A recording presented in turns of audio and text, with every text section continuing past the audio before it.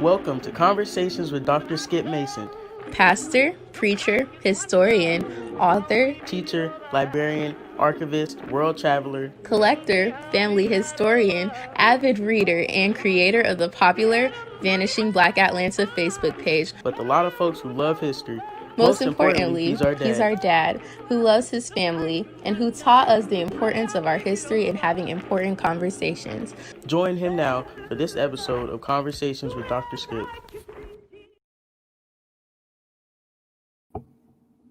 Well, good afternoon, everybody, and good Monday to you. Welcome to another conversation with Skip. I am excited about some of the candidates that will be sharing with us for the next 2 hours, really.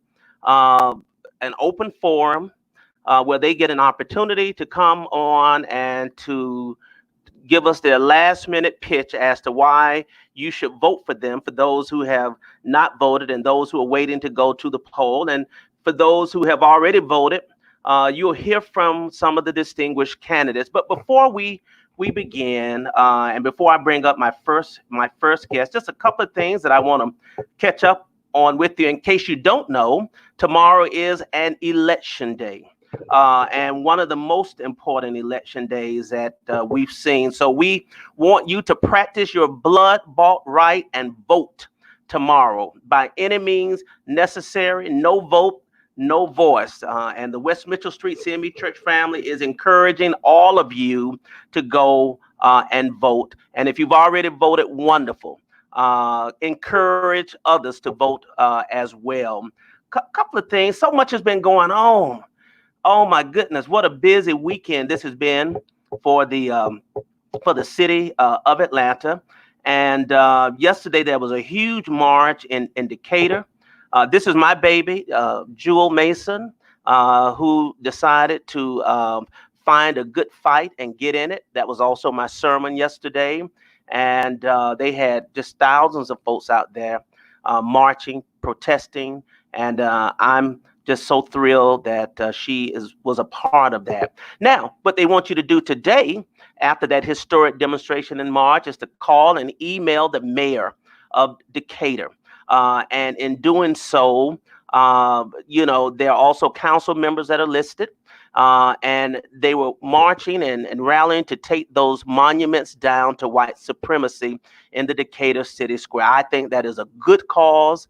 And I think all of us need to share in communicating that. This flyer is also posted on the Skip Mason Vanishing Black Atlanta page. This evening, there will be the Black Men's Lab discussing Black men, discuss the uprising and youth organization. This is on YouTube as well, and we invite you to participate in that. It's a great organization, and before COVID-19, they would bring young people in, young Black men with various speakers and various topics, etc. Also, this flyer has been causing quite a bit of stir and controversy. Oprah's two-day conversation. And what my folks on my page have been saying is that where are the young folks?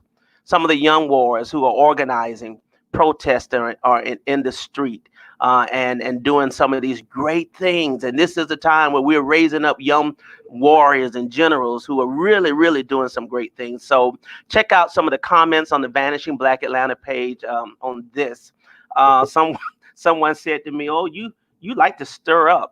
I say, no, I like to put it out there and watch you all stir it up. So today, our Congress people, Democratic Congress people, decided that they would kneel in honor of George Floyd and all of the issues, and they were draped in kente cloths. Now, that has really stirred up the hornet's nest for some. And so check out this post on the page and chime in with your conversations. As someone said, that's all right for them to kneel, but they need to get up and do something. And that's what we hope that they will do. Just a couple of pictures that I want to share with you, and then we will move into our first conversation so we can stay on schedule. Of course, these are persons demonstrating in front of the governor's mansion on West Paces Ferry. And I just thought that was such a positive image with the Black Lives Matter sign up. And then you have this Black Power fist in front of our state capitol as well. And then most recently, one sister decided that she was going to go out to Mayor Keisha Lance Bottom's house, her home in Southwest Atlanta, and with her bullhorn and do her own protests. And so that has created quite an interesting thread of conversation for the folks. And one of the things that I like to do, and my good friend Derek Bozeman says, it's just like a family fight on my page. We put these issues out and we let people discuss yay or nay. But at the end of the day, I think we all can agree. Sue Ross took this picture on yesterday. Wonderful, world famous griot and photographer that she stumbled upon a march. And what we can agree indeed is that Black Lives Matters. And as we go into the polls and as we have voted, that is the top issue of the day. We want to make sure that the candidates that we put in office are very clear that indeed Black Lives Matter. I am very happy to present to you our first candidate who will come. Let me give you a disclaimer. I've known him for a long time, long time. I don't know whether I knew him before he was born, but certainly when he was a little boy. But I'm so happy that Kyle Lamont who is with us. He's a native of Atlanta. He's not a Grady baby. That's okay. He was born at Georgia Baptist. They had to have some folks there as well. Grew up in Southwest Atlanta, where much of his family is still there. And he is offering himself as a candidate for the state representative seat, District 57. And so I'm going to bring Kyle Lamont on. Kyle, welcome. Thank you, Doctor. How are you? Oh, man, I'm doing fine. Thank you. How are you? I am fantastic. I am well excited about this election coming up tomorrow, but overall, I'm really, really just blessed to be here, Doctor.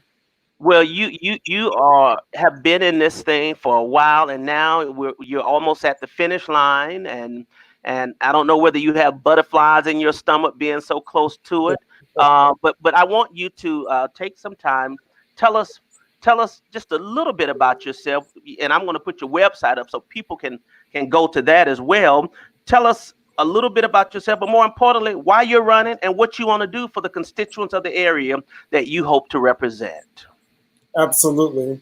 Well, Doctor, I'm Kyle Lamont, and I am running for House District 57.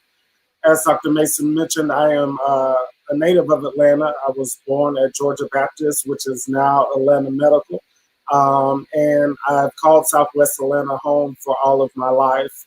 And in doing so, as a young man, I had the opportunity to purchase a home in Oakland City. And I've been doing work in the community ever since. I've served as the president of the Oakland City Community Organization. I sit on several boards throughout the county and the city. I serve on the Fulton County Development Authority, where we put taxpayers' dollars to work for the development in our communities.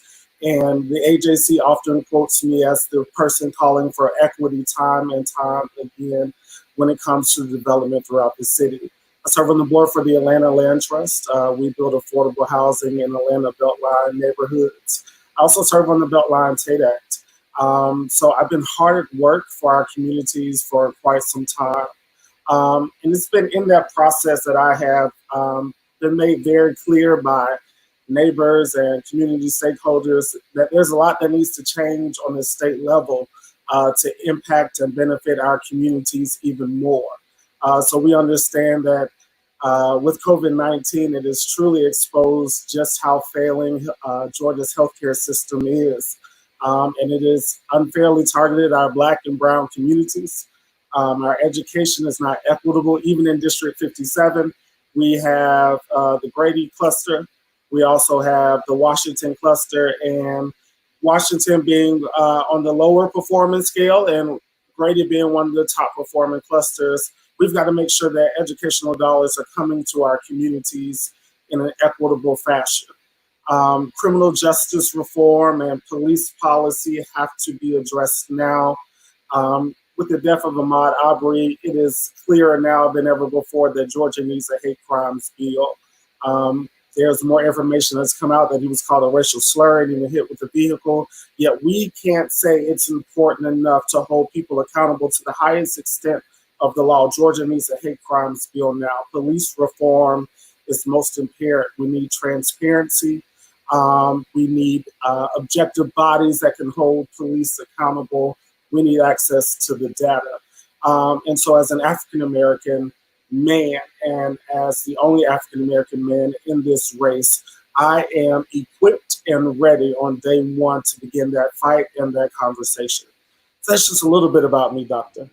Well, that is a lot about you, and you are running against a number of people, or rather, they're running against you, or they're running for the office, and so for one who would ask or say to you, what makes you qualified at this time to represent us, and before you do that, and tell us the geographical terrain of District 57. You may have mentioned that, but I had a quick phone call. But tell us, what is District 57 and what areas does it cover? So District 57 arguably is one of the most gerrymandered districts in the entire state. It encompasses neighborhoods such as Cascade Avenue, Venetian Hills, Beecher Hills, Adair Park, West End, Oakland City, Westview, goes over to Mechanicsville and Pittsburgh. And so it's got a nice little chunk of Southwest Atlanta, and then it shoots up between Midtown and then over to Morningside, Inman Park, and Virginia Highlands. So the district is actually 60% in Southwest Atlanta and then 40% up through Midtown and North Atlanta. Yeah, so it's a really interesting district, and it is a Southwest Atlanta district, heavy district. And one of the most striking things when considering running for this office is I didn't see any candidates from Southwest Atlanta. Yet Southwest Atlanta has such a heavy portion in this district, and I thought that it would be robbery to not have someone step up to the plate and speak on behalf of Southwest Atlanta.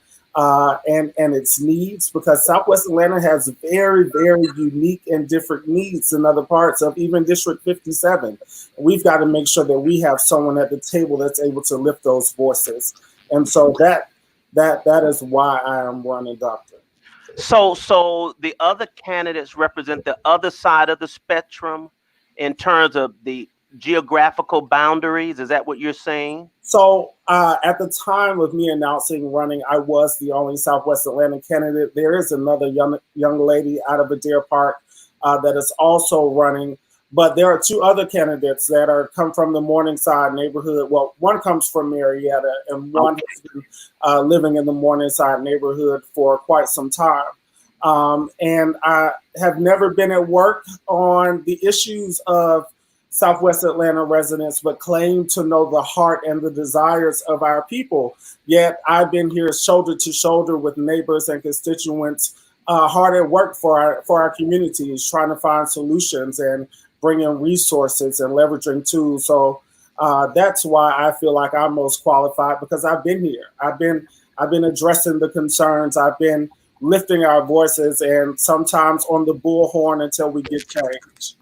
So what are the people in the community telling you are the most pressing issues facing them? What are you hearing from your future constituents?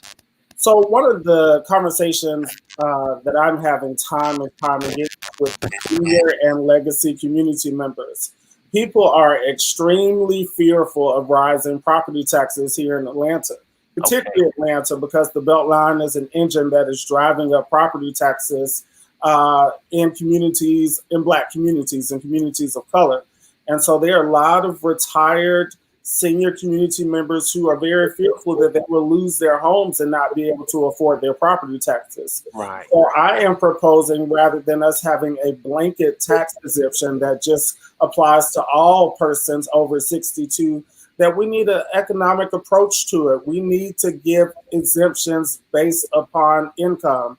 There's no reason why a teacher who has been teaching in our community for 25 years should have, and who's living on a pension from the Atlanta Public Schools, should have the same exemption as a retired physician that may live in Morningside with a higher pension. And so we need to make sure that we are meeting people where they are so that we can have an equitable tax approach to our exemptions. Good. That's good.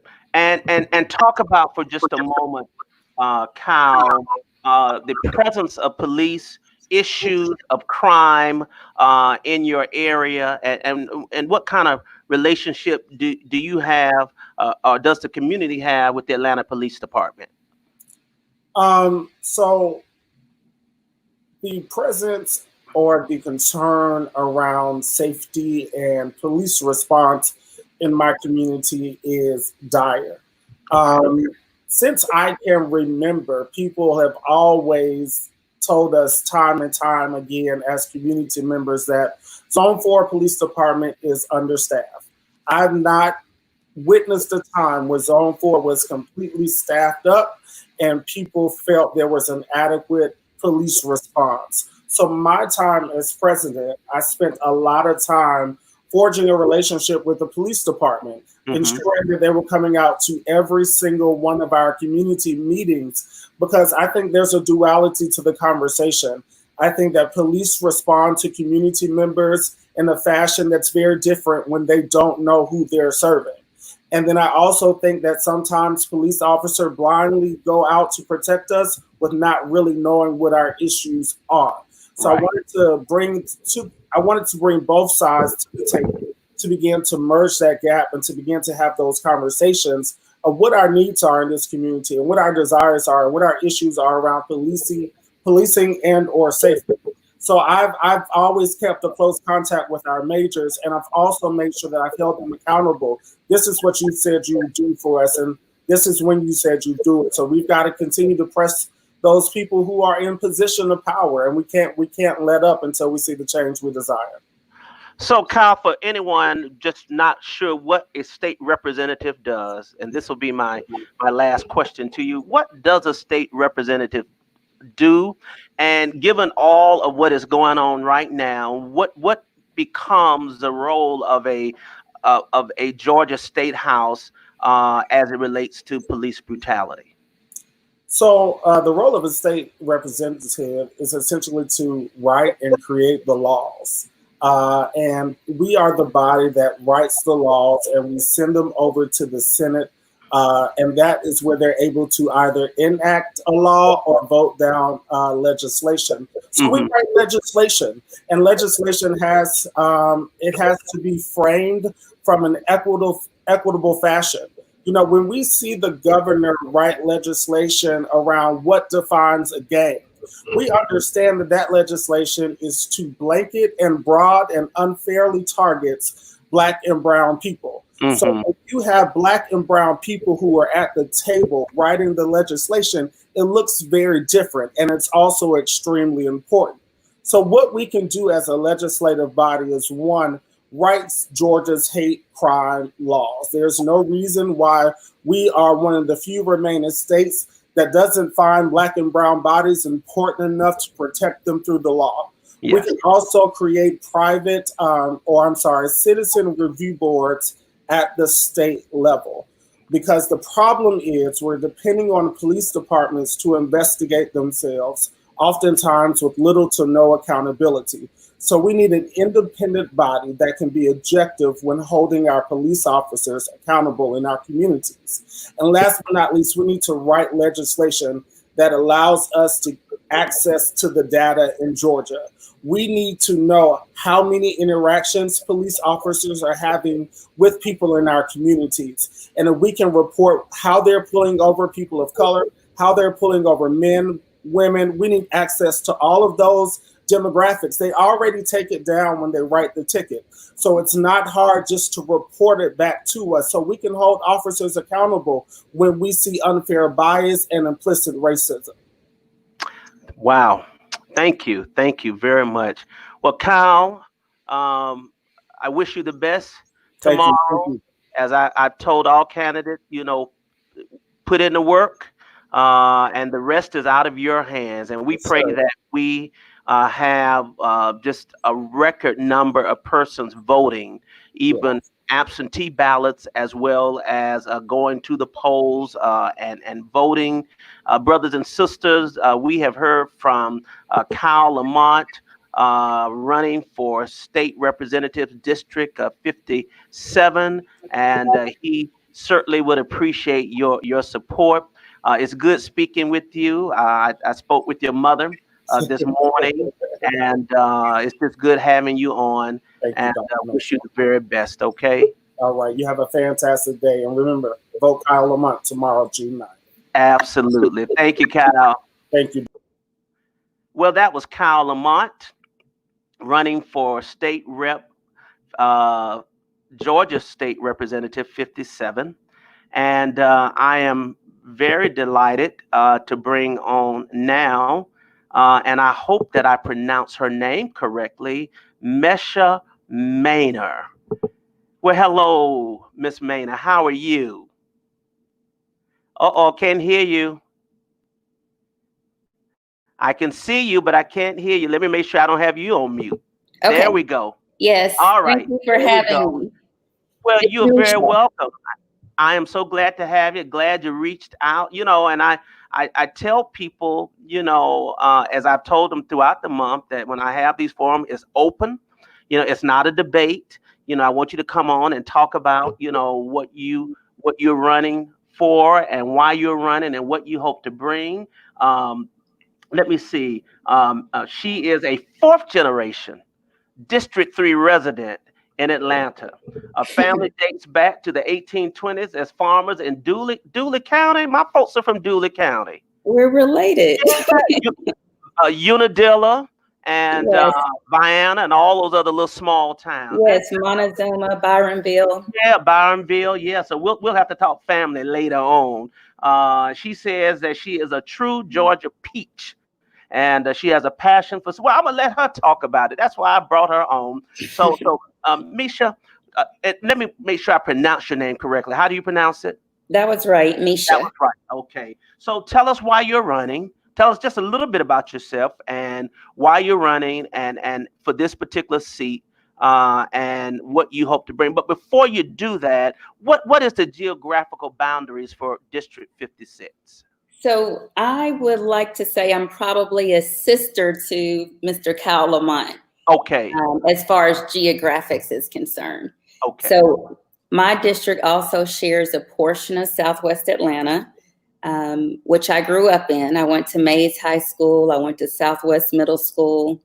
It then goes further east towards historic West Side. So you have English Avenue, Vine City, all the areas over by the Mercedes-Benz Stadium. Yes. As far south as Castleberry Hill.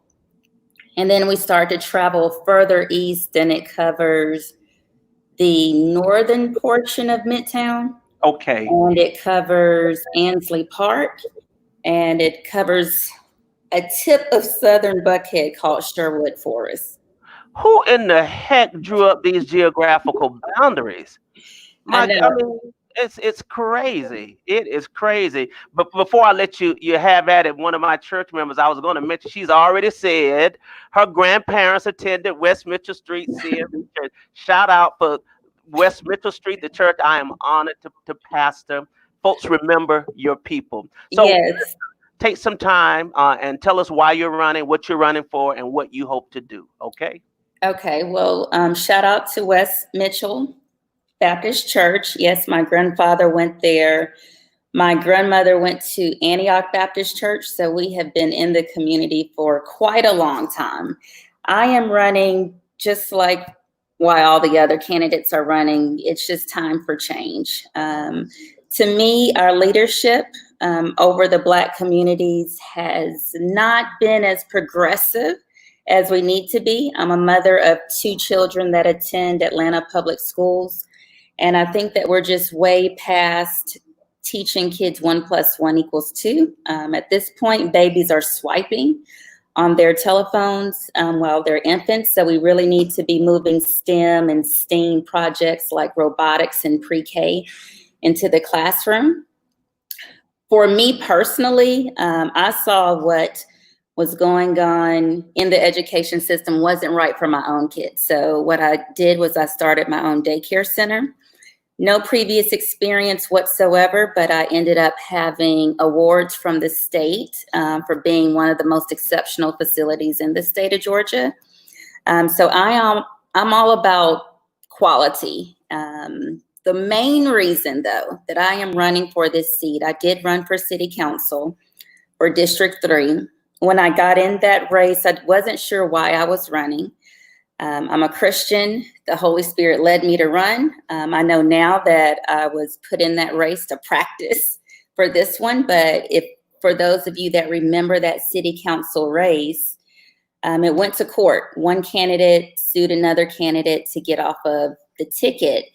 The judge allowed any candidate to participate in the court proceedings, and my stance during that proceeding was not to sue or defame the one candidate that was being sued. It was more so to challenge the Fulton County Board of Elections. And it was during that trial, it was 4 or 5 days, that so many things were uncovered with Fulton County Board of Elections. So Richard Barron in particular, I asked them multiple questions. They don't have meetings. If they get complaints during voting time, they don't answer the questions. They don't even have a rules and regulations book.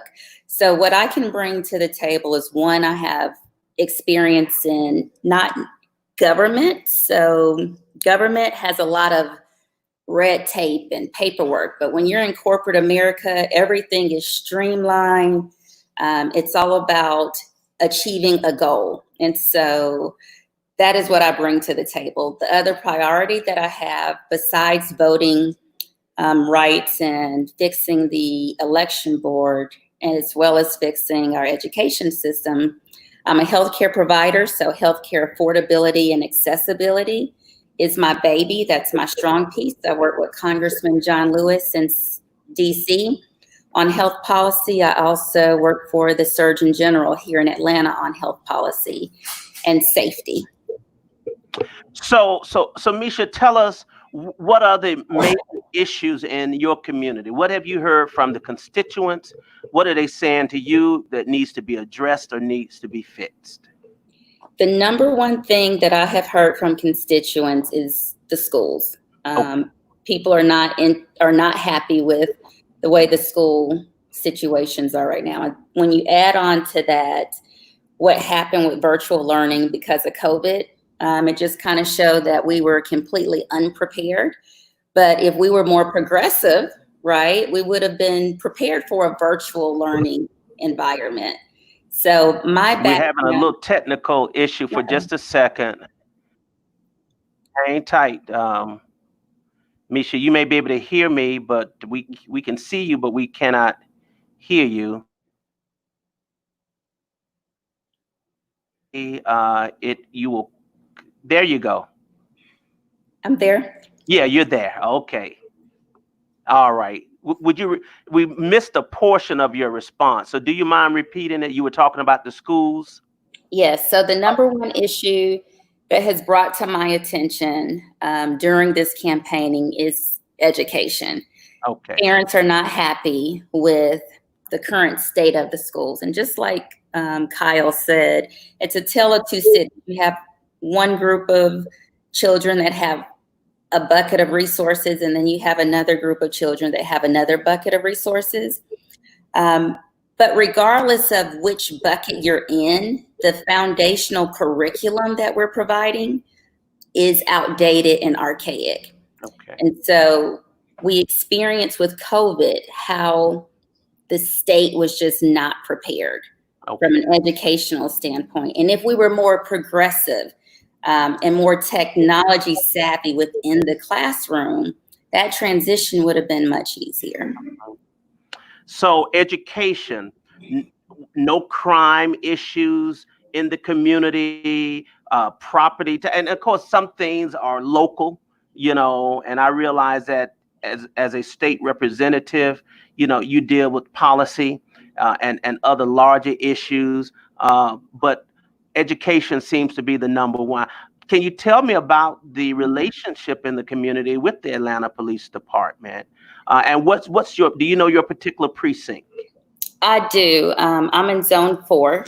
Zone 4 as well? Okay. But I'll tell you this, I have family members that are police officers. Okay. But I was a victim, or I am a victim of stalking.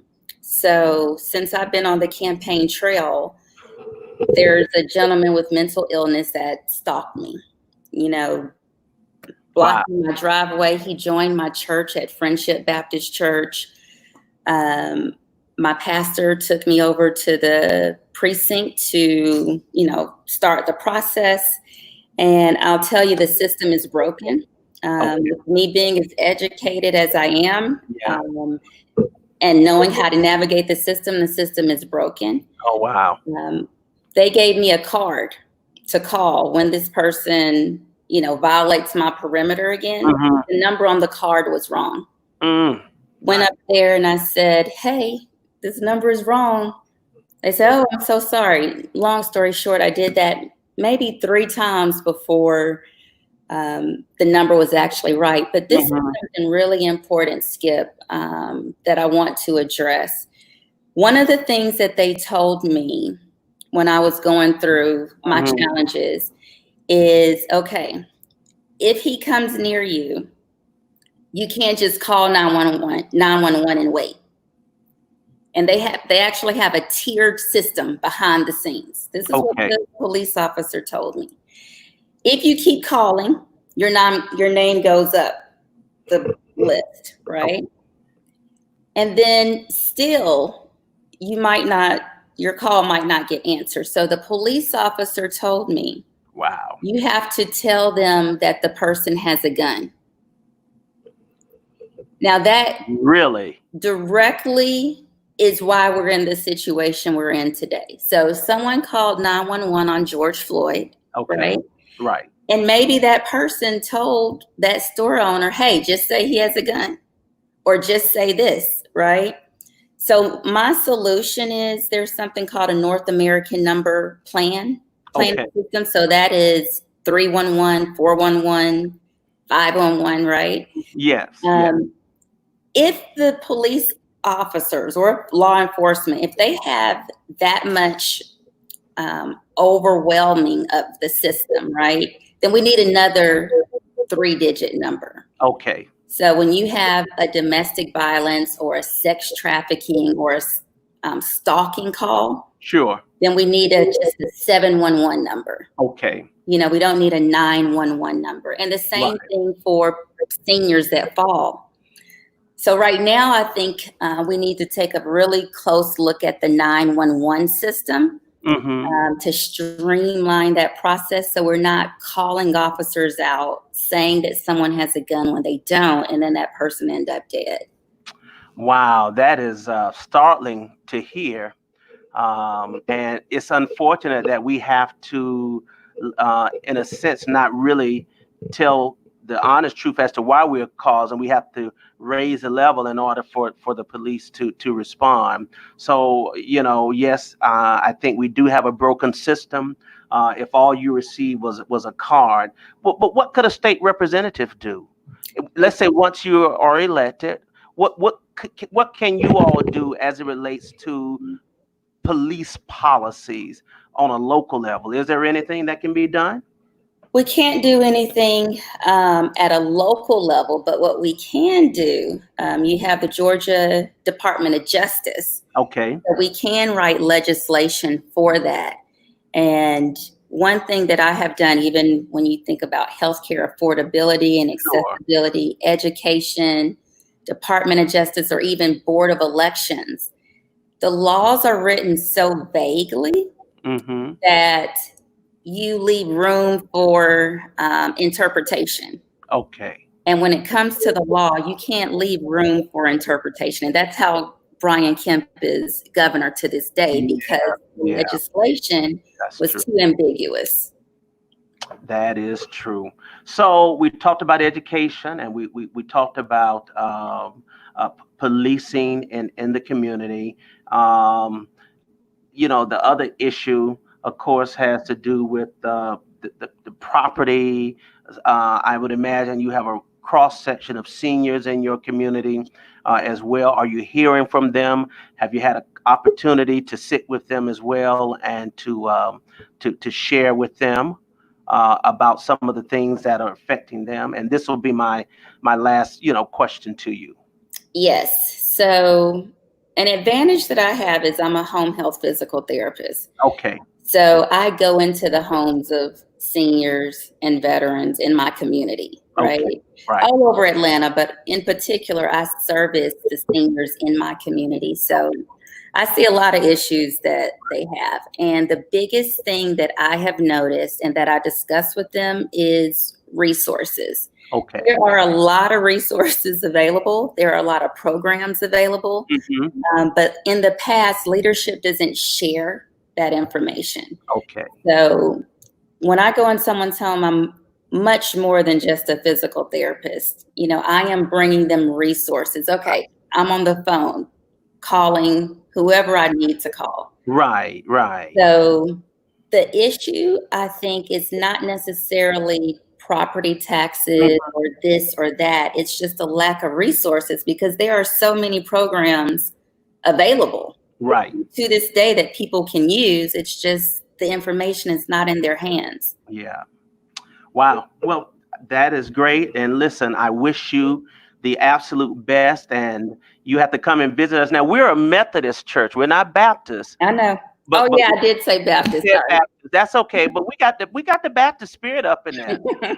We've been doing online services, and live services and all. But the spirit is up in that place, and we look forward to your coming and visiting with us. And I'm sure that there are many people still at the church who will remember your grandparents well. We have, let's see, put this beautiful flyer up. Dr. Mason, I actually was over there one day last year, but it was a female guest speaker there.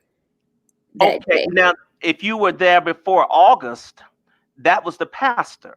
Okay. I just arrived in August. The previous pastor was Reverend Dr. Lisa Allen McLaurin. So that's probably who was there at the time. But we welcome you and we look forward to your coming. We wish you all the best in your efforts. This is Misha Maynard running for State Representative District 56. And I am certain that she would appreciate your support. Misha, thank you so much for being with me, and God bless you, okay? Thank you. God bless you too. You're welcome. You are so welcome.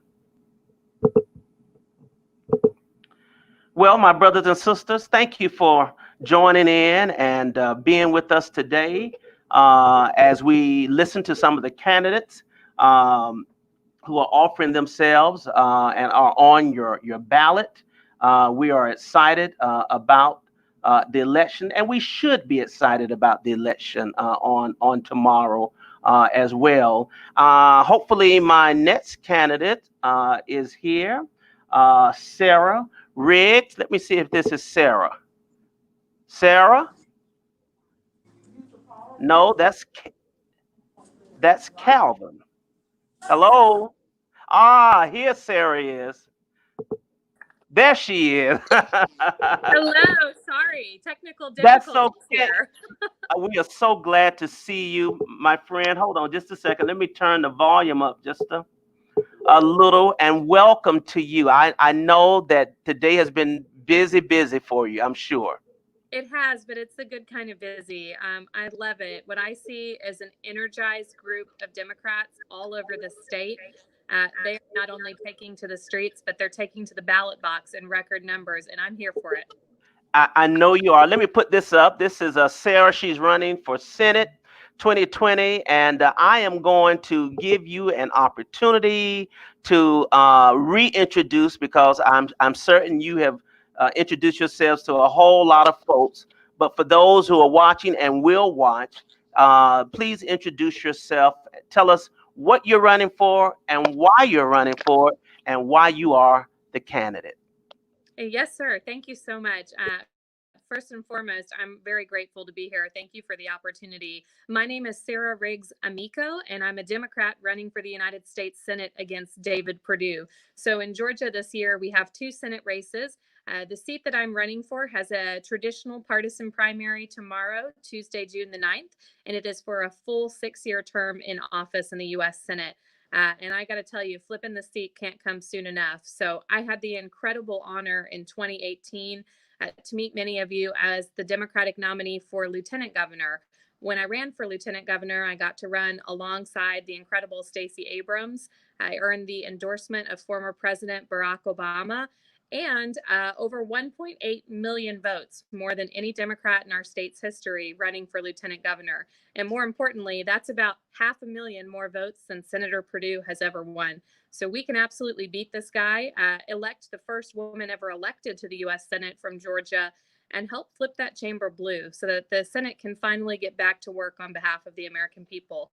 We launched our campaign last August, really with 3 key pillars. Healthcare, first and foremost. My mom was a former NICU nurse, and we have a very simple philosophy on this campaign. No one should be sick because they are poor or poor because they got sick.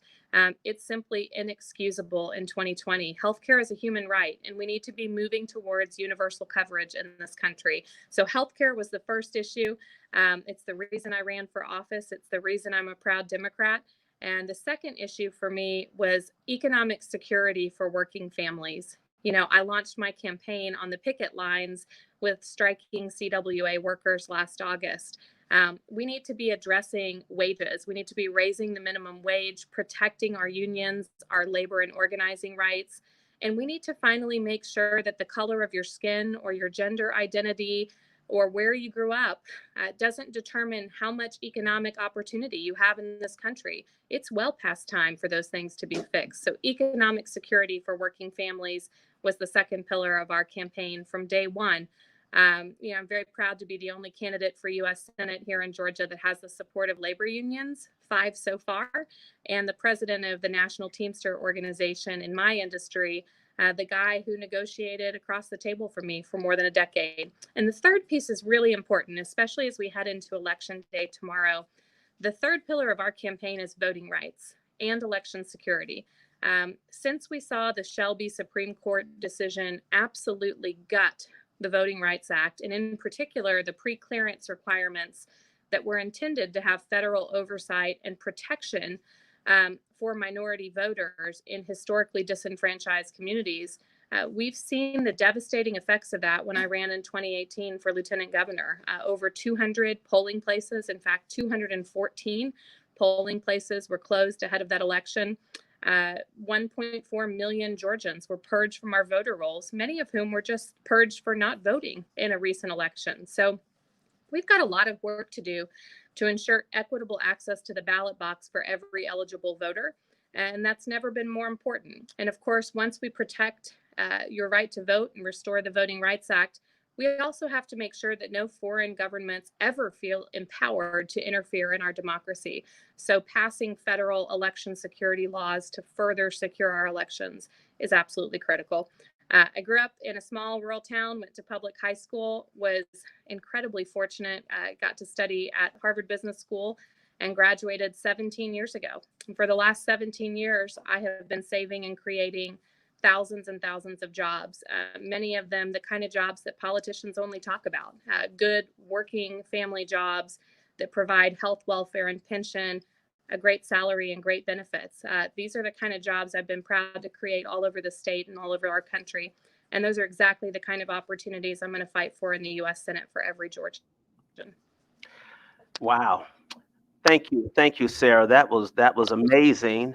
Talk about this moment in time that we're currently in and how it has impacted you as a candidate, and what you're taking from this and what you feel you might be able to do to contribute to the conversation and impact policy as a senator. Would you just kind of give us your thoughts on that, please? Absolutely. This moment is everything. This moment could not be more important or more timely And it's not just what we've seen with Ahmaud Arbery and Breonna Taylor and George Floyd and the devastating impact of police brutality and the increased militarization of our police forces on Black lives specifically. It's not just the need of every American of good conscience to take to the streets and say that Black lives matter proudly and loudly.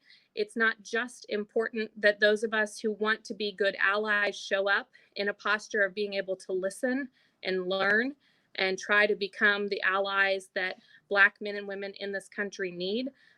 It's also about economic justice. We've seen in the COVID pandemic, more than half of the deaths in the state of Georgia have been Black Georgians. That is wildly disproportionate to our percentage of the population that's African American. Over 80% of people hospitalized in Georgia in a recent CDC study were also Black. Maternal mortality for Black women is 3 to 4 times higher every year that of white women across this country, including right here in the state of Georgia. We know that the ACLU tells us 1 in every 17 young white boys will be incarcerated in his lifetime. But that same number for young Black boys is 1 in 3. This is no longer a matter of opinion. This is math. These are facts. There is systemic racial inequity and injustice in everything from education to healthcare to economic opportunity to criminal justice. And it is time we have a U.S. Senator who understands that and will fight to fix it, like I'm fighting for my own kids. So this moment, I know a lot of folks are hurting. We've got 40 million Americans out of work. We have people who are worried they're not just going to lose a job, but lose their home. They're worried about how to provide for their kids. And I also know that there are too many mothers, and too many Black mothers specifically, who worry about the safety of their children simply because of the color of their skin. And where I take hope from that is looking at the people taking to the streets, seeing the unanimous chorus from all walks of life that enough is enough, and we're not going to take it anymore. We will settle for absolutely nothing less than equal justice under the law and leadership that wants to fix this kind of inequity. That's the world I want my daughters to grow up in. And, you know, I think there's, for those of us, especially for white folks, we've got a responsibility here. The burden can't be on Black men and women to explain to us how to fix it. We've got to own up to our privilege. We've got to own up to how we can help fix this. And we've got to raise the next generation to be better. My daughter, our 9-year-old, last night was telling me in one of her video games, she said, "Mom, I renamed my avatar." I said, "Okay, well, what did you say?" She goes, "My character is now called Black Lives Matter." And I literally turned around to my husband and I'm like, yes, we're doing something right. She's 9 years old and she gets it better than Senator Perdue does in his 60s. So I'm encouraged, but man, we need that energy to also go to the ballot box so we can have change. Sarah, you hit it on the head. You know, you said we have to own up. We do, all of us.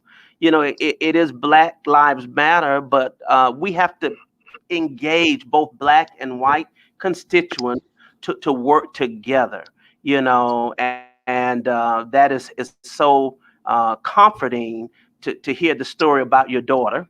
You know, and to know that she gets it, and when our children gets it, you know, then we can be assured that the generations going forward will do that. Well, let's talk about tomorrow is the election day. How are you feeling? I'm good. I am an eternal optimist. I am proud of the campaign we've run. We set out in August with a very clear purpose to talk about voting rights over and over again, to talk about healthcare, to tell people over and over again, no one should be sick because they are poor, and nobody should be poor because they got sick. That's not partisan. That's deeply human. And we set out to say working people need a break. We can create an economy that works for everyone. I know, because in the last 12 years, I've helped build a business and saved and created thousands of jobs, but by sharing prosperity. You know, we paid 100% of our workers' health insurance for them and their families, even in the Great Recession. When we hit hard times in the Great Recession, I put in my own money to save jobs in healthcare. And when it came time to try to rescue and save those jobs in the middle of Donald Trump's trade war and a pension crisis that is burgeoning across this country, I again walked away from everything I've put into that business for the last 11 years Wow. to save those 3,000 jobs. So this isn't academic to me. I have a 17-year track record of putting my money exactly where my mouth is and lifting up working families, because that's where my family came from. You know, my granddad was a janitor on one side. Grandmother had an 8th grade education, cleaned hotel rooms and hospital rooms her whole life. These were the people, they were working poor, but that was a promotion for them compared to their folks. Right, And right. the reality is they still had a lot of privilege, right? We were able to climb out of poverty, but they weren't redlined out of any neighborhoods. They had access to capital to build a business that they almost certainly wouldn't have had they not been white. And so the world I want my daughters to live in is one where your skin tone and your gender identity and your orientation or how you came to be in our country does not determine how worthy you are of dignity and respect and opportunity. That's the work I'm fighting for. That's amazing. Well, Sarah, I am supporting Sarah, and I'm sold. I believe in her, and I think that she will represent us well. But that's me, and you do your research. Her website is on for those of you who have not voted yet and will go and vote tomorrow. You have time to do research on all of these candidates and make important decisions. It is important for me to be able to have the opportunity to sit and to know candidates and to get a good sense and feel that they are going to represent the interest of the people, represent the interest of constituents, the faith community, which I am very much a part of. And so I wish you the absolute best, and thank you for coming and sharing with us. And Amber Lowe Woodfork, who is one of my assistant pastors, thank you as well. Sarah, would you like to say anything, final statement before we close out? And I put a website up for you as well, and we encourage you to go and check it out. Absolutely. First and foremost, thank you for this opportunity. And secondly, I just want everyone who sees this to know how much your vote matters. I know in times like this that are really trying and difficult, how easy it is to fall into the trap of not believing one person can make a difference. But if you're hearing my voice or seeing this live stream now, your vote matters. We do not take it for granted, not on this campaign. And we're counting on you to help us build the kind of movement that can bring real and needed change. So I'm grateful for the opportunity. I would love a chance to earn your vote and your support. And Pastor, I'm just honored to have your support. Anybody who runs into any trouble at the voting booth tomorrow, don't forget there is a voter protection hotline. You can call it anytime for any reason, 888-730-5816. That's 888-730-5816. Don't despair. If you run into trouble, call the voter protection hotline. As long as you're in line by 7 p.m. tomorrow, you have the right to vote. As long as you deliver your absentee ballot to a secure drop box by tomorrow, your vote will be counted. If you are elderly or disabled, you have a right to go to the poll workers and ask to skip those long lines if they appear. But man, we need everyone to show up tomorrow. This is about the kind of future we're going to create for all future generations. Absolutely. Absolutely. One of our viewers had a question, and I certainly don't want you to leave. And Dr. Yolanda Minor, she says, in discussion of voting rights, how can we guarantee the popular vote counts and not the Electoral College select our candidates? Is there something you can do to support this issue, Mrs. Amico? Yeah, Dr. Minor, this is a great question. So back in college and to a certain extent, even in business school, some of my academic background was actually in studying this question. So a lot of us were frustrated to see more than once in our lifetime the winner of the popular vote not be the winner of the Electoral College. So I think we've got to do a couple of things. We've got to look at whether or not that system still serves us well. It has some roots that I don't think sync with what America is today. And at the same time, I understand, having grown up in a rural part of the country, that there are a lot of those states that might not get as much attention from the presidential candidates if they didn't have the Electoral College. So my answer would be that we find ways to prop up those geographies that aren't necessarily just bound to the Electoral College. And for what it's worth, Dr. Miner, I firmly believe if we ever have another instance in my lifetime where the popular vote winner loses the Electoral College, I think you will see swift action at the federal level to undo the Electoral College as the determining factor in our presidential elections. So yes, I'm absolutely open to this discussion. I think it's a really important question. And the balance that we need to have is to make sure that every American in every part of this country still feels like presidential candidates have a vested stake in their locality. And again, I say that as a kid who grew up in the rural Ozarks. I don't even think the statewide politicians, by and large, came through my town. It was kind of a one high school town, and it's nobody wants to feel overlooked, right? In this moment, we're feeling that acutely. So I love this question, Dr. Miner, and I am certainly open to solutions on this to make sure that the will of the people prevails. Great response and great question, Dr. Miner, a member of the West Mitchell Street CME Church as well. Sarah, God bless you. And thank you for sharing some time with us this evening and continue to fight on. Yes, sir. Yes, thank indeed. You. Thank you. Proud to have your support, and I look forward to seeing y'all back at the Mitch soon. Absolutely. Thank you so much. That was Sarah Riggs, Amico, and I think I put her, there she is. All right. And we wish her the very best. I think it's Sarah Amico Riggs. I may have gotten that out of order, but Sarah for Senate. All right. And now I'm so delighted to have, as we continue our wonderful opportunities to hear from our candidates, our current sitting commissioner, Natalie Hall, for District 4 is our next guest, and it is my delight to bring Commissioner Hall, all bedazzled in her re-elect Natalie mask around her. Well, hello, Commissioner. I like it. I love it. Let me make sure I don't have, let me unmute you. Uh-oh. I think you may be muted. Okay, can you hear me now? I can hear you now. How are you, Commissioner? I'm doing great. How are you? I'm doing fine. Good to finally catch up with you. Do you Yes. sleep? When do you sleep? I sleep a little bit. I do sleep. Everybody asks me that. But you know, you have to remember, before I became elected, I did work for Joan Garner, the late Joan Garner, as her chief of staff for 6 years.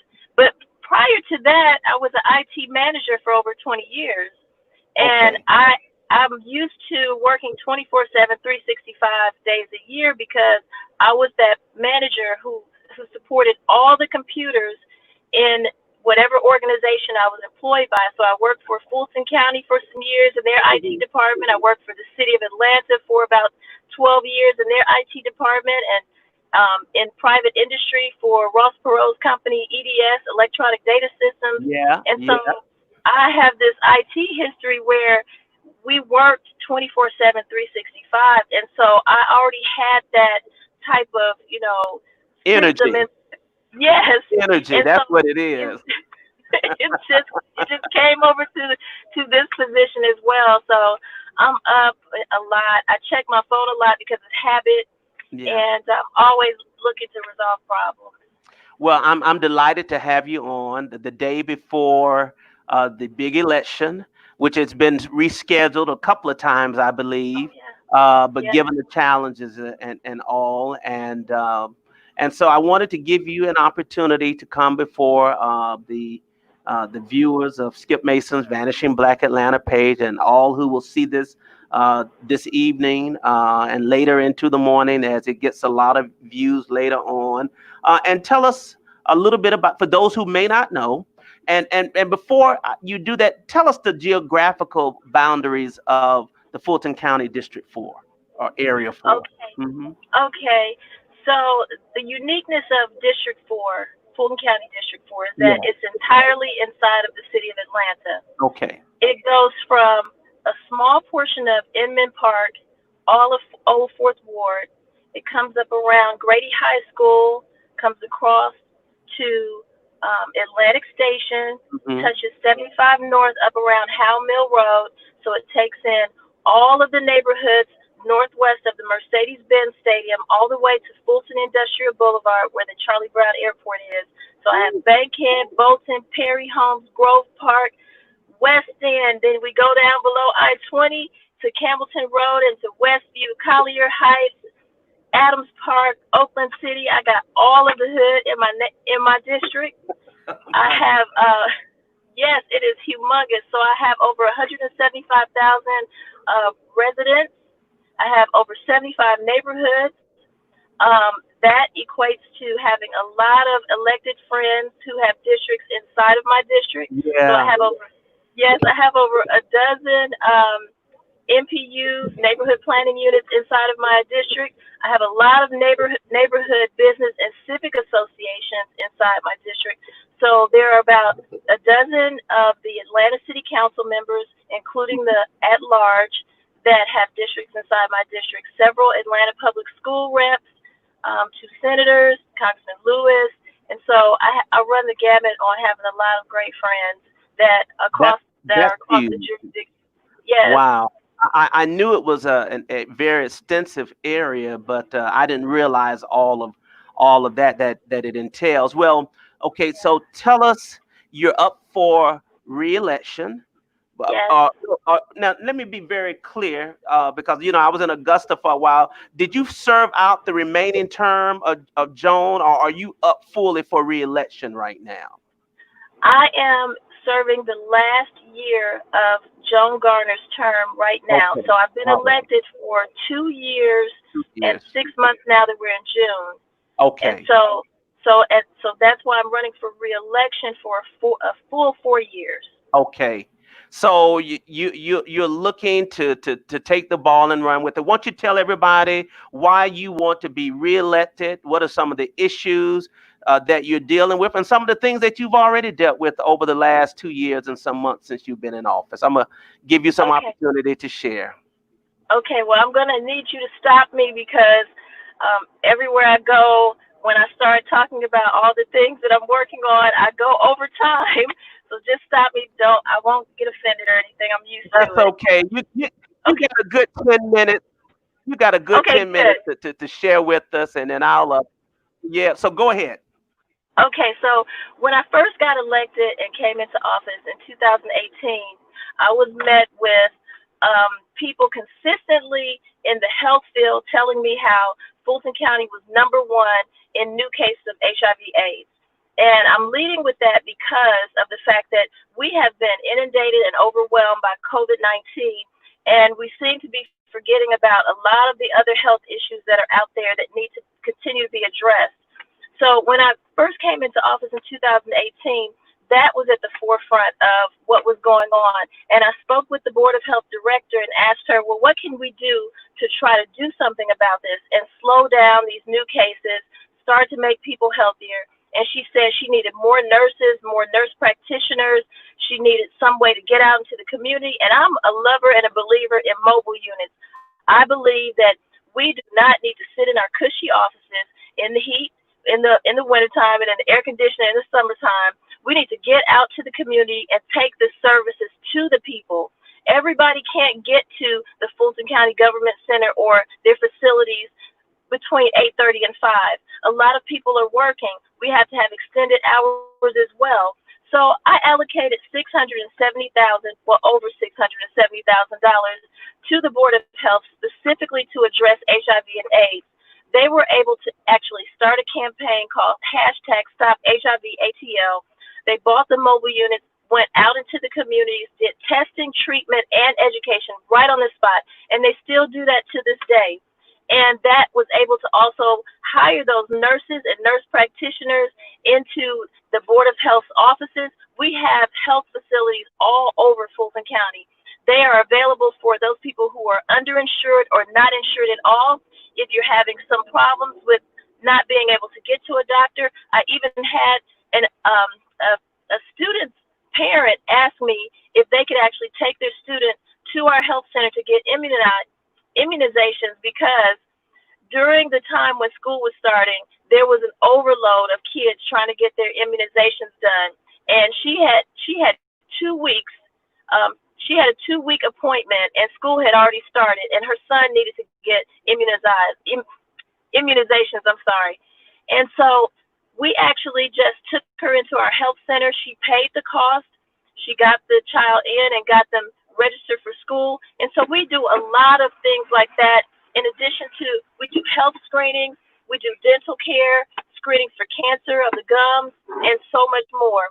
I have also created a pre-arrest diversion working group because Moki, who's the executive director of Atlanta Fulton Pre-Arrest Diversion Program, contacted me and said that we were not diverting the number of people that we should through her program. These are people who we see increasing the numbers of homeless under the bridges where we see the tents and everything. Those people should not be arrested because they're homeless. They should not be arrested because they're hungry. So our pre-arrest diversion program is to divert them into the program. We provide wraparound human services and health services for that individual. It could be mental and behavioral health or developmental disability. It can be housing or food or clothing, but we wrap those services around them and help them become successful and keep them out of jail. In addition to that, I allocated $1.2 million to our senior services because we had a backlog of seniors who were trying to use our transportation, trying to get minor home repairs, food delivered to them, and so much more. So that $1.2 million enhanced the transportation, allowing that backlog to be addressed. We included Uber and Lyft for a $1 ride in each direction for our seniors to go anywhere they need to go within a 15-mile radius of their home, whether it be to the grocery store, the doctor's office, the hair salon, wherever they need to go, in addition to some light cleaning services and so much more. I also have started a HOPWA task force because I was told that the HOPWA HUD funding, HOPWA stands for, Housing Opportunities for People with AIDS. And so HOPWA funds through HUD are being decreased at the City of Atlanta. And after talking to so many of the city council members and the LGBTQ community about this, I started a task force to address the loss of the HOPWA funds and to figure out a way that we can work together to increase housing for people with AIDS. And in addition to that, Fulton County has a department that has a housing and homeless division in it. I increased their funding to allow them to do more because the City of Atlanta cannot do it all. The state mandated Fulton County to provide health and human services. And so we get a lot more money through the federal government to do those programs than the City of Atlanta. They can't handle everything, so we have to pick up the slack. I also have provided COVID-19 relief to our seniors. I was informed that our seniors were having a very hard time when COVID-19 hit. They were not able to get around because Fulton County shut down all of our facilities, and we shut down a lot of our services and programs to keep people safe. And so my team and I personally took out essential items, food, and anything else that we could provide to the seniors and took that directly to them in their homes, in their apartment complexes, assisted living complexes, and high rises. Also, let's see, I have supported jobs and job training and workforce development by allocating $1 million to that. We do have a WorkSource Fulton department, just like Atlanta has WorkSource Atlanta, but we actually do a lot more. We have a lot more resources to help people. And now that all of the WorkSource development departments in all jurisdictions have come together to work together, they've streamlined that process, so it makes it a lot easier for people to get the jobs and the job training that they need. I also help to make sure that our employees were paid hazardous pay through the county because, you know, the essential employees had to keep working during COVID-19, so we wanted to make sure that they were paid hazardous pay. Oh my gosh, I allocated $500,000 to a new program through the DA's office called Project Level Up Juvenile Recidivism, because you may remember, Skip, that last year we had the slighter crimes. Those are the crimes where you pull up to the gas pump and a youth jumps in your car. They either steal all your belongings out or they just steal the whole car. Marvin Arrington Jr.'s dad was a victim of that crime, and even Queen Latifah came here to videotape and record the show called Star, and she pulled up in Cascade to a gas pump and her car was stolen. Amazing. So the DA and the public defender decided to put their adversarial ways aside and work together and create this program, and they needed the funding and the support from the Board of Commissioners. They spoke with me, and I requested an allocation of $500,000 to get that program started. And I'm so grateful and thankful to say that the program is started. They've hired the employees to actually start managing and starting the process, and they're working with juvenile court and others to funnel the youth into the program to actually help them and their families instead of sending them to jail. Wow. And I think that, yes, I think what the county needs to do more of is provide those health and human services and wrap them around the individuals that need them. You know, I heard one of the candidates earlier talk about the youth and the school. Well, one of the things that we have to remember, it's great to talk about STEAM and STEM and all that, but we have a crisis going on in our neighborhoods, in our communities that are poverty stricken. They are literally calling PTSD pre-traumatic stress disorder because they're saying that our children are coming out of the womb with PTSD because of the environments that they are being born into. And so the great thing about the county is that we have a department of behavioral health and developmental disability, and they specifically focus on mental health and behavioral health and developmental disability, not only for the youth, but for adults as well. But we also partner with Chris 180 to make sure that we focus on the youth, because the youth are our future. If I have more time, I can keep going. Well, listen, I mean, obviously, you know, when I first got back to Atlanta last August, I had the opportunity to meet you. You came to our church and shared in one of the programs that we had. And, you know, I've had a chance to observe and watch you through Facebook and other social media posts, you know, and you've been engaged very much during the last 2 weeks, particularly with the protests and marches that are taking place in the city, which is hence why I asked, how do you get any sleep? Because it seems like you're all over the place, and that's a good thing. I think you taken the bull by the horn, and you have demonstrated your commitment. What do you say, and how do you quell just any of those who may have had some question recently, you know, about the issue that came up with travel? What would you say to them? I am so glad you asked that question. That's a blessing from God right there. Well, absolutely. Okay. And please feel free to respond to it. Yes, Yeah. thank you. Okay, because I didn't know if I should bring it up or not. Oh, yeah.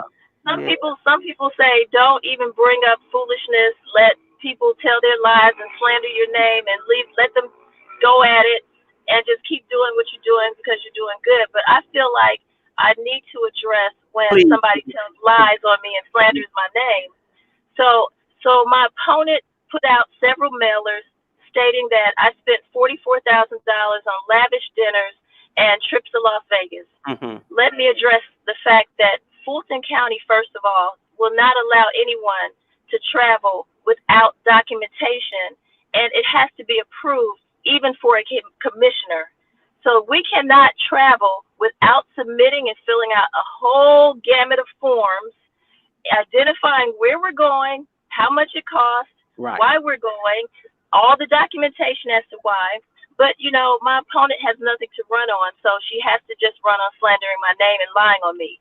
So $44,000. Out of $44,000, only $16,000 was spent on me for my travel, training, conferences, certifications, and anything else. we are allowed out of our training and travel account to also donate funding to nonprofit organizations in the amount of not to go over $2,499. Okay. So at any time we can also donate our money to, and I've done that as well. Mm-hmm. So what my opponent does not know is that every commissioner has an opportunity to attend classes to become a certified county commissioner. Okay. And that is through an organization called Association County Commissioners of Georgia. Mm-hmm. They train through the University of Georgia every single commissioner in the state of Georgia. Mm. And so we all go to this training, all of those who have the want and the ability to do so. But there are commissioners unfortunately, on the Fulton County Board of Commissioners who have never been to a training. They don't send their employees to any training. And those are the ones who are starting the lies in the news because they don't know what it's even like to train. Wow. I have built so many great relationships from attending the Association County Commissioners of Georgia conferences and training, and learned so much to the point where I identified where Fulton County Board of Commissioners were breaking the open records law. Mm-hmm. Because they didn't know that they were breaking the open records law. But if you go to the county commissioner's certification training, you will learn that in one of the classes, what the open records law means and how you can accidentally break it by polling each other on what you're going to vote on before it even goes before the public. Oh, really? Okay. So the training is very beneficial in keeping you up to date on the laws and everything else to do with being a county commissioner. Mm. Now, in addition to that, there is an organization called the National Association of Counties. This is the national organization that supports all county commissioners across the United States. Okay. They have a conference, and they have officers that we have to actually vote on and select to represent us for nationally. Mm-hmm. And we have the conference that we attended to vote on our national officers was held in Las Vegas. Okay. So every commissioner from across the United States attended the National Association of Counties conference so that we could vote for our officers for our state. And thankfully, shout out to the Cobb County Commissioner, Larry Johnson. He was voted in, and I contributed to that vote for being our vice president, our second vice president of the National Association of Counties. So he is representing the state of Georgia Mm-hmm. for all of us on a national level. Yeah, Now- I saw that somewhere. So that's what the Vegas trip was about. Yes. Yeah. And and then I don't know, my team also gets trained. I train my team because they need to stay current on what the laws and regulations are, and Mhm. everything to do with supporting our constituents. So there is a county officials certification that staff get to get. There is a certified public managers certification that staff get to get. Okay. So these are legitimate training opportunities so Okay. that we can serve our constituency to the best of our ability without doing things like breaking the open records laws and Right. other things that you can accidentally do if you're ignorant to the laws and regulations. Well, I think that you have answered that well. I appreciate you addressing that issue. And let me just say one more thing, put in that because list. she said that I'm traveling. I was selected by Bill and Melinda Gates because of the work that I do in my district Yes. to be a part of their Economic Mobility Empowerment Leadership Program. And they flew me around to several different cities because they knew that Atlanta is having a serious problem with homelessness. Okay. And there are other cities like Portland, Oregon, and others that are actually doing different innovative things to address the homeless population in their cities and states. So they brought all of us together that they selected, and we all went around to different cities and states to see these innovative ways to address homelessness. And we are still together and still doing a lot of work through Bill and Melinda Gates and what they contribute to helping all of our communities So that was another part of my training and travel. But it's all in the report, and anybody who wants a copy of the report, I will gladly email it to you. You can come by and see it if you want to see it in person. You can email me at natalie.hall@fultoncountyga.gov, and we'll gladly flip it out to you so you can see the whole report. You will see every commissioner that has trained. You see who else went to Las Vegas. Right. But they didn't participate in the conference. They were taking care of personal business. So while people are trying to lie and slander my name, they need to be very careful about what they were doing. All right, Commissioner. That will be the final word, and what a word, as we say in the church. Commissioner Natalie Hall, I have put her website up, www.nataliewhall.com. I sure do appreciate your coming. I know you had a very full day, but I wanted to make sure that I had a chance to share with you before tomorrow's election. And I have one more fine candidate coming, Liz Kuhn, who's running for Fulton County Superior Court Judge. And then I have Brother Jeremy Pons, who's going to tell us about the Souls to the Polls March on tomorrow, because we got to get the souls to the polls. Commissioner, you take care. God bless you. Thank you. Best to you, and look forward to being in your presence sometime soon. And give Sister Anita my regards as well. Yes, she told me to tell you hello. We're looking forward to trying to bring some services out to your church. We need it, and I look forward to continuing to work to help our transit and homeless community around as well. God bless you. You take care, and we'll talk soon. You too. All right. Bye-bye. All right. Bye-bye. All right. Attorney Kuhn, I will bring you up in just a quick second. And Brother Jeremy, I'm going to bring, after I finish with attorney, I will bring you up and you can close us out. Is that okay with you? I can see you. You can't see me. But if you want to, are you good? You want to dial back in if you want to, or you just can hang on.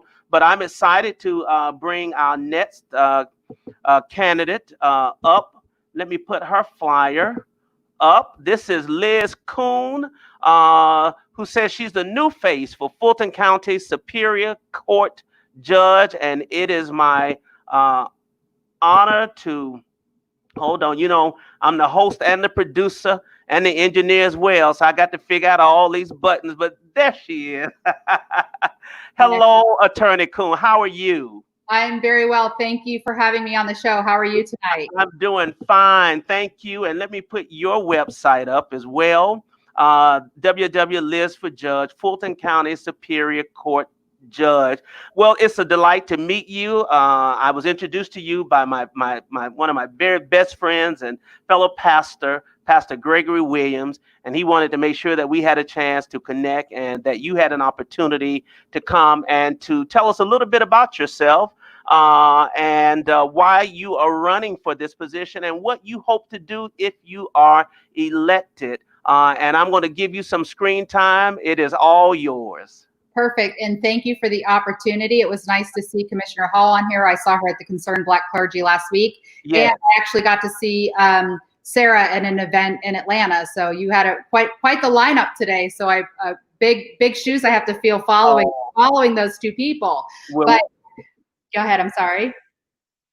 You got it right. I am Liz Kuhn. I am a new face for Judge. It is time for me to give back to the community. I appreciate everybody's time and opportunity while I'm on here. FACE is an acronym that stands for Fairness, Accessibility, Commitment, and Ethics. I hope to have fairness in my decisions. Accessibility for the courts has been communicated to me repeatedly over the past 15 years as a private attorney. I have a commitment to my community, and I intend to also take that commitment to the bench, and I'm ethical in my decision making. Over the past several weeks, even before the travesties that have hit our great city recently, I have been reaching out to all parts of the community. Over the past week, our cities throughout Fulton County are hurting and weeping. Some people might be angry. People have different emotions and different opinions, and voices are not being heard. In the words of Dr. King, a riot is the language of an unheard. And I want to let Fulton County know that I hear your voice. I have to be silent because I am nonpartisan and I will not break that expectation of me. However, one of my campaign things that I've been working on is an effort to unify and strengthen the voices for all of Fulton County. And I'm the only person in my election. I'm in a very contested race. There are 4 of us. I would love not to get to a runoff, but I want to let you know, where has Liz Kuhn been? I have been in Milton, Alpharetta, Johns Creek, Sandy Springs, Atlanta, Buckhead, Fairburn, Union City, Chattahoochee Hills, City of South Fulton, College Park, East Point, and Hapeville. There are a couple cities I couldn't get to. The pandemic made it slightly challenging. But I did this before everybody else started the outcry of the Great Divide and the unity that we are lacking. This work was not just in a response to what we have been seeing in our great country, specifically Atlanta, making national news. I want you, the voter, to know that no matter where you live in Fulton County, you will be treated with equal dignity and respect, that justice will be applied evenly and timely. Justice delayed is justice denied. We need justice now more than ever, and part of my role is being visible in our community and hearing your voices. And it's the voices of the voters, and I hear your voice loud and clear. And I'm going to continue my outreach after I am elected as the next Superior Court judge for Fulton County. As a mother, I empathize with the pain of all young people. My children are 7 and 10. I have 3 bonus kids who are about to be 21, 23, 25. In fact, my 21-year-old has a perfect voting record. She didn't get her absentee ballot like many people. She drove down from Tennessee last week to make sure that her voice was heard, and she put her vote in early. I'm listening. I want to help bring all of our cities back together. In order for that to happen, I need everybody on this call not to just disappear after this election. I need you to participate in my chambers. My courtroom will always be open. I'm willing to have an intelligent or a non-intelligent discussion. There are things that I just might be ignorant on. And I think as humans, we forget that we don't know everything. And sometimes we might be a little bit ignorant, and we need somebody to help express, where can we go with this information? How can you help me? How can I help you? The one thing I do request of you, don't sit home and not vote. You want to talk about change, but you have to get to the polls. I know it's been a challenge. I know absentee ballots have not been received. I know certain people couldn't get to early voting. We started with 5 locations, then we went to 8. I believe College Park closed at 2:30 in the morning on Friday. So you need to be there. Just a little bit about my background. In addition to being an attorney for the past 15 years, I've practiced family law, personal injury, bankruptcy, criminal defense. I've done some medical malpractice cases, some property dispute cases. This is all the bag of tools that the Superior Court judge hears. A lot of people think that the Superior Court is just about criminal defendants or people in court accused of crime. It's not. Half of my docket are great people out there that just need their day in court. You might have a property dispute with your neighbor. It's very unfair for you to sit for 3 years and not have justice. So I'm the only person in my race that isn't just talking about the defendants as it relates to criminal cases. I'm talking about civil plaintiffs and civil defendants. I'm here as a public servant for you. This is not a position of power, and this is time for me to give back to my community. If it wasn't for people like you on this call, I wouldn't be here. People oftentimes want to talk to me about lifting myself up from my bootstraps. Well, that's great, but at least my boots weren't full of cement. And I've seen people out there in Fulton County, and they're being told, oh, well, just pick yourself up by your bootstraps. If your boots are full of cement, that's impossible. And part of the cement is the justice system. And I've heard you, Fulton County. I've heard the words for the last 15 years in the courtrooms. I've practiced in 5 counties. I actively practice in 5 counties. So I see what works. I see what doesn't work. But I hear a lot of complaints, and I'm here for you. I'm ready to give back. I was raised by a single mother in the U.S. Army. We fled homelessness. I lived in a domestic violence women's shelter. I fortunately got a full ride scholarship to become a jazz saxophone player. I played double tenor steel drums. I've played with some cats all over the world. It was a great experience. Really? Okay. Yeah, a lot of people are surprised when I tell them that. And the reason that's important is musicians have a different brain. We're wired differently. So I conducted an award-winning chamber choir for a Title I school where they went through 22 music teachers in 1 year. The average lifespan of a teacher in that school was a week to 2 weeks. I stayed for 2 years. And my kids, who were Title I, who were victims of the system, going home to latchkey kids, no place. I saw justice being unfairly applied to them. And I'll never forget. I mean, I lived in the neighborhood with my kids, and the other teachers would say to me, you can't live there. Right. Why can't I live here? How Right. can I my kids if I don't know what they're going through? And you know what? Those kids, where they went through 22 music teachers in 1 year, those kids won the state chamber choir award. Wow. And these were kids that just needed a hug and needed love. And that's where the change in our system starts. Okay. It's from education, it starts at home, and it starts with our kids. So let me ask you this, and thank you for sharing all of that. And especially, I have 2 children who are very musical, and my son, especially, keyboard, organ, drums, and yes, they are wired differently. You know, those that are musically inclined. So I appreciate that confirmation. The last 2 weeks has sort of turned the world upside down, and help me to know, how has this impacted you in terms of dealing with issues, dealing with police brutality, dealing with race relations with young African American men and women? What has this spoken to you in terms of your own personal growth and development, if any? Honestly, I have to be careful because I'm running for a nonpartisan and I can't comment on specifics. But what I can tell you, and I disagree with you that it's been the last 2 weeks. It's been a lot longer than that. Absolutely. It's been longer. And I just, I want to talk to people. I want to say, listen, why is it that you wait until a travesty to become involved? Okay. That's too late. Okay. That's too late. But the number one thing I learned while campaigning, which surprised me, was that not everybody wants peace and not everybody wants us to come together. And 90% of people do. 90% of the people I've met, they want to earn a good living. They want their kids to go to safe schools. They want access to the judicial system. They want to know that when they walk into Liz Coon's courtroom, that Liz Coon just sees a person. Okay. But there's 10% of people that maybe not quite 10, but there are people that I've just come across that, maybe because I'm a private attorney, I can throw you out the door. In private attorney, I've had racists hire me. They are fired because I have a very diverse office. Look me up. And it's not just something for this election. I have a history of having diversity in my office.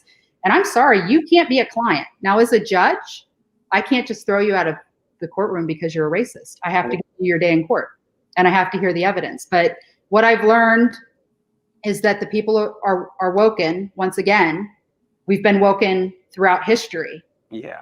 We need to stay awake. Yeah. We need to stay awake. Yeah. Wow. Let me put your website up. Here we go. www.Liz for Judge. Liz Coon is running for Fulton County Superior Judge. Check out her website and her all of the things that she has listed on her website and all. I'm so glad that you stopped by. It's so good to meet you and to learn more about you. And of course, any friend of Greg Williams is a friend of mine. And I'm so glad that he made the connection. And I wish you all the best tomorrow. Thank you. And I'm hoping that I'm addressing my community tomorrow and just tears of joy that we're moving in the right direction. Absolutely. I firmly believe that. Thank you so much for the opportunity. Well, you're welcome. And God bless you in this continuous journey. Okay. Thank you. Have a nice day. Thank you. And that was Liz Coon running for Fulton County Superior Court Judge. I'm so grateful to all of my candidates who have come up. But now I want to welcome what I call a young warrior, Brother Jeremy Pounds. Let me pull this up. I was on his Facebook page today. And first of all, Jeremy, how you doing today, brother? I'm doing good, Doc. Let me know if you can hear me. I can hear you just fine. I know you're just getting off of work. Brother Jeremy is a senior court clerk for the Fulton County Superior Court. He is a National College Director of Soul Students Organized, United in Leadership, among many other litany of accomplishments and things, and he is very actively involved. And even before all of the events of the last 2 weeks, he was one who was very actively involved in many of the activities as it relates to issues impacting and affecting young people in the city, and all people, not just young people. But on tomorrow, we have the souls. Let me see. Do I have it all? Some of it's cut off, but it's souls to the polls, all justice, all peace, pilgrimage to the polls. Tomorrow, beginning at 11 a.m., ML King National Historic Park Visitor Center Plaza is the starting point, and it will end on the campus of my beloved alma mater, Morris Brown College. Jeremy, welcome, and tell us a bit about tomorrow's event that you have planned. Thank you, Dr. Mason. Well, tomorrow is extremely important because with all of the social unrest we've been seeing in the streets the past couple of weeks, tomorrow is election day. Dr. King always told us, especially among us at SCLC, that a voteless people is a hopeless people. And as we see in the recent wake of these police shootings and the need for more police reform, and we need the introduction of more of these hate crime bills within our legislators, and also because we need to change the political landscape of our area, what we're doing is the groups of young people approach me, some via telephone, some in person, some via textbook, asking what could be done. And I pretty much had to respond with the same message that the late Reverend James Orridge would respond to us, saying, what are you going to do? Right. And so after, presenting their ideas and listening to their suggestions and their frustrations, I, along with a few other the veterans from the Southern Christian Leadership Conference, a youth organization called Matioc, making a difference in our community, led by Felicia Stanley Johnson, who is a product of SCLC, members of the interracial Atlanta Jewish Coalition, Atlanta Young Black Business Professionals. We decided to get creative as these past couple of weeks, people have been asking, how is this situation been honoring Dr. King? And this is pretty much tomorrow showing us that Dr. King's death wasn't an ending, but it's a continuation. And so from the King Center to Morris Brown / your church, West Mitchell Street, thank you so much again. What we wanted to do was to take that same processional route of Dr. King's funeral from 1968 to rally the folks in the city to go to the poll. Now, once we get to Morris Brown, West Mitchell's, what we're going to have a couple of bands that are going to be available for the residents of the Vine City area, of that Vine City Bluff area, to take them back and forth to their polling precincts as well. I made an appeal on my Facebook. If anybody knows anybody who needs a ride to the polls, they can reach me via Facebook and inbox me, or if they want to choose to contact you and then you contact me with that information. Like I said, what we wanted to do was not just march, but after being trained by Dr. Joseph Lowry and Reverend E. Randall T. Osborne, that march has always has to come with some sort of strategic action, some sort of strategic plan, and us being able to energize these young folks in order for them to do it is amazing. Let me mention one thing. This past Saturday, we had a training tour with some of these young folks that are going to be there tomorrow. This past Saturday at St. Paul AME Church on Pryor Road, these same young folks had a youth panel discussion where they talked about the situations that went on with the possible looting and rioting that happened in the country. They talked about the reasons why we need police reform, and also trying to figure out ways they can stay safe in order for them to live their lives. I remember Martin Luther King III always said when he was president of SCLC, we hope to get to a day where we can respect police and then fear them last. And so, but like I said again, what this purpose of tomorrow with this pilgrimage, and we invite anybody that can to come out, is to dramatize the fact that in order for us to be able to really make our voices heard, we shouldn't just only get out the vote, but to stay in our communities. I've noticed so often that we're the less attendees of these school board meetings, these city council meetings, and then when decisions are being made, we all of a sudden want to get angry and outraged, and we want to try to create a more of a proactive stance in tackling these issues, because just like the days of Jose back in the day, not just with the 60s, but through the 70s, 80s. I keep on forgetting the sister's name I met a long time ago that used to be the top one in East Lake Meadows. We need to have those Eva type of watchdogs. Sister Eva Davis. Yes. Yes. I met her a couple times before she passed away, and just to have those watchdogs, yes, in our neighborhoods to make sure that things were intact.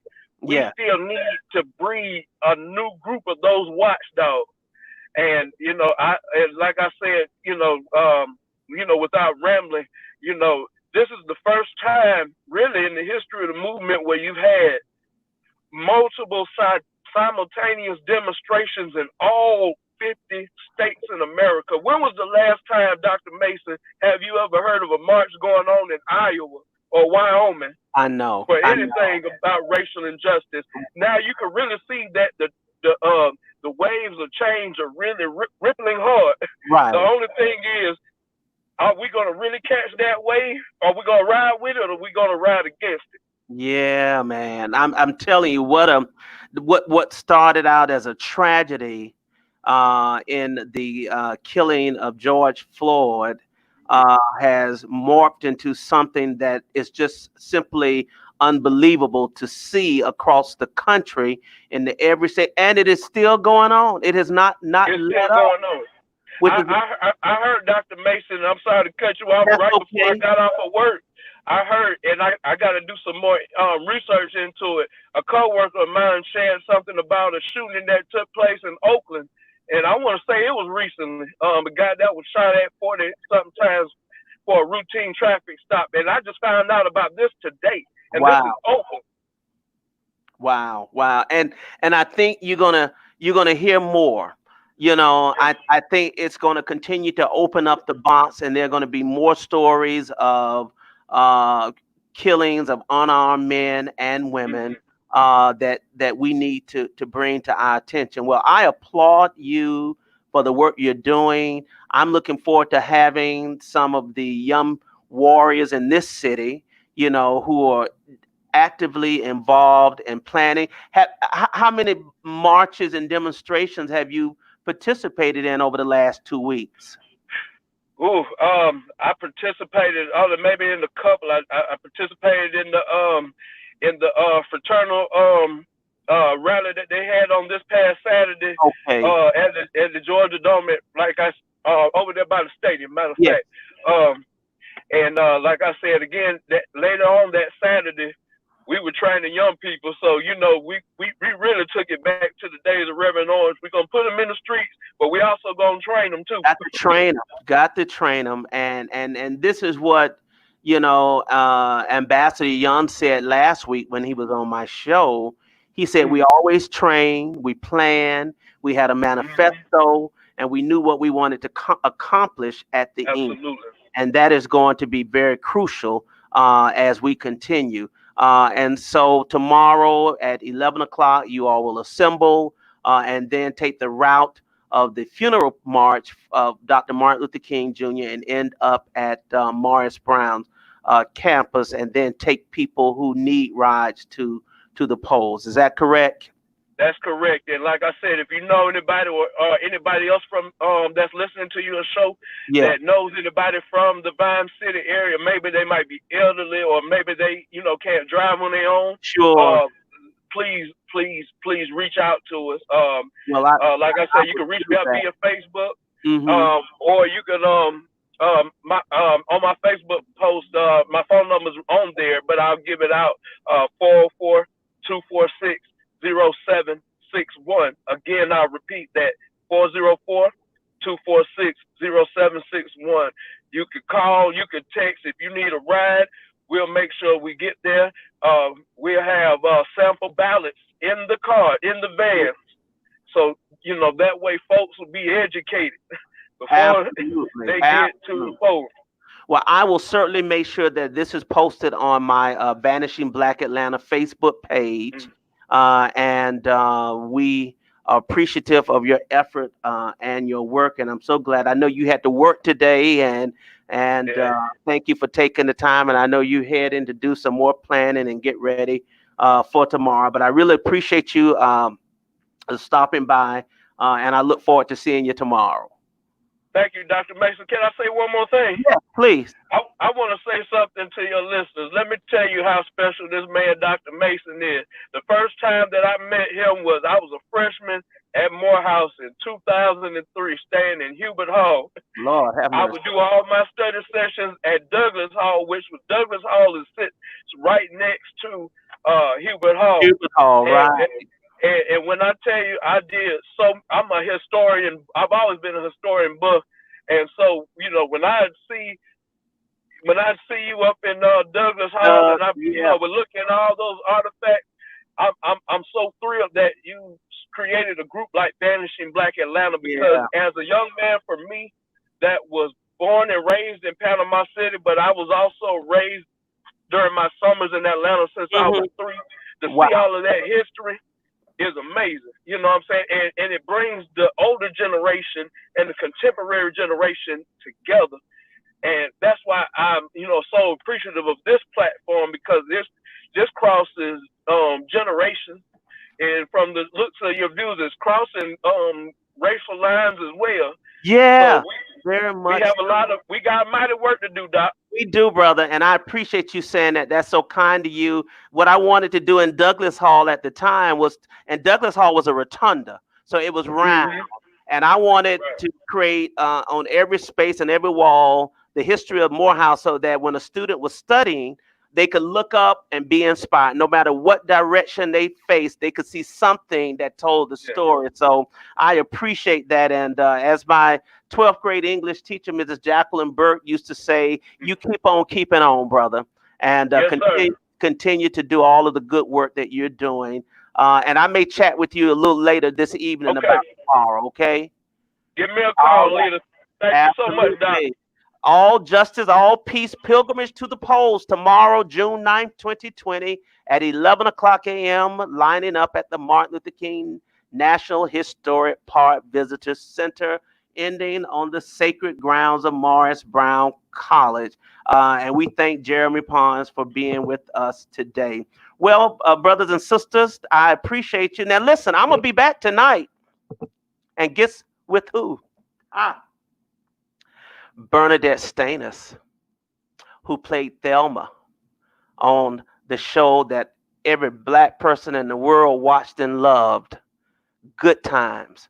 Bernadette will be my special guest tonight on my nightcap conversations with Skip Mason. 9 o'clock. You don't want to miss it. We're going to have a good time catching up and talking about her life and Good Times, the reboot of Good Times, and all the things going on in the world. So join me tonight at 9 o'clock p.m. Facebook Live for a conversation with Bernadette Stainis.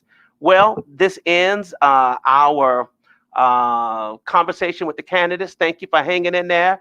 Take this and spread it to folks that you know, and go out and vote tomorrow.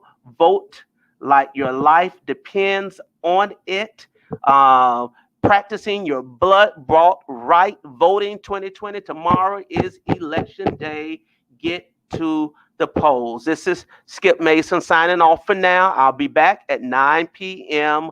with Bernadette Stainers. Take care. God bless you. And thank all of the candidates for being on the show this afternoon. And good luck and Godspeed. And always remember, brothers and sisters beloved, that Black lives do matter. Take care.